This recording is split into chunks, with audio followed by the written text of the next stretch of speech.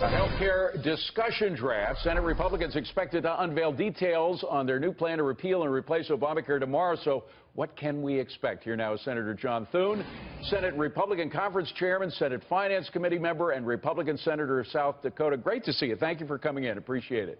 Great to be with you. Thanks, David. First of all, why all the secrecy? We don't know much about this. Well, there hasn't been any secrecy. All Republican senators have been involved in these discussions, and they've been very detailed discussions. Well, if I can just interrupt for a second, we had a Republican Congresswoman on, Marsha Blackburn. I mean, she's not anti-Republican by any stretch.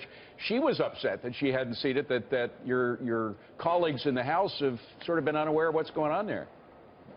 Okay, well, the House had their shot at this. They passed their bill. It's now the Senate's turn, and so we have a process that we've been going through to get as much, sort of input as we can from all Republican senators, and we're in the final stages now of having a bill crafted that will be available tomorrow.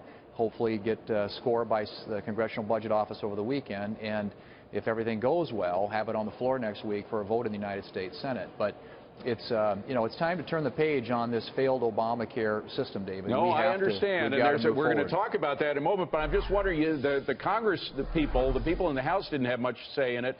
Have you been taking any instructions or advice from the Trump administration? Well, we've had, sure, the Trump administration and Trump and his team have been involved in this too. And again, we know where the House is. The House already passed their bill, so we're informed by that as we move forward. And we've taken a lot of what the House did and looked for ways to strengthen and improve upon it. So, I don't think it's unusual at all, frankly. In fact, as a procedural matter, it's very hard for the Senate to originate something like this from the committee. Once the House moves a reconciliation vehicle, Senator McConnell intends, I think, to take up that bill, substitute Senate language in for it. And then our process will move forward. We'll have open to amendment next week, and everybody will get a chance to have their opportunity to do what they want to the bill. But in the end, we have to get a result because we've got a failed system that we've got to rescue the American people from. Well, now, you may have noticed there was an election yesterday in Georgia. And the results came as a big shock to a lot of Democrats who thought just a couple of days ago that they had this thing in a bag.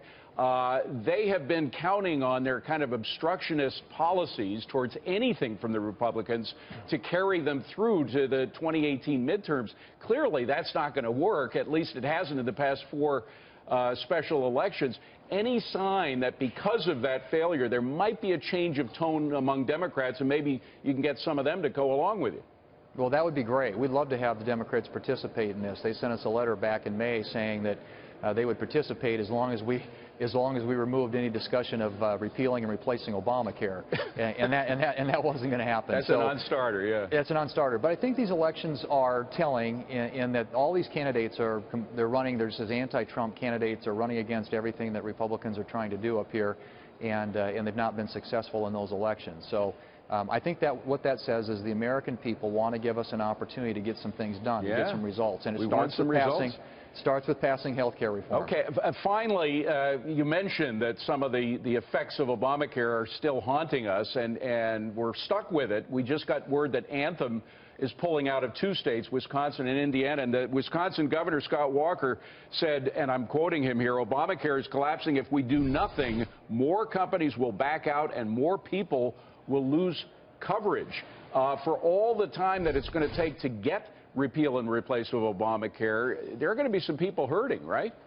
Well, it's in a death spiral, which is why we have to act quickly and decisively to stabilize the markets and to get these rates down. I mean, we've got to make this affordable for the American people. These skyrocketing premiums, more and more insurers pulling out. There will be 45% of the counties in America next year that have 1 or no options in the individual marketplace. That's not a market. If there's only one competitor out there, that certainly doesn't constitute a market. So we've got to create a competitive environment out there, and we need to move quickly because this thing is spiraling downward quickly. It's in a death spiral. Everybody acknowledges that, which is why it's so important that Congress move to get a bill on the President's desk that he can sign into law that takes us in a different and better direction for the American people. Well, we look forward to seeing what you got. We'll see you tomorrow at 9:30, right? Yes, sir. 9:30 in the morning. Senator, thank you very much for being here. Senator John Thune. Sounds good. Thanks, David. Appreciate it.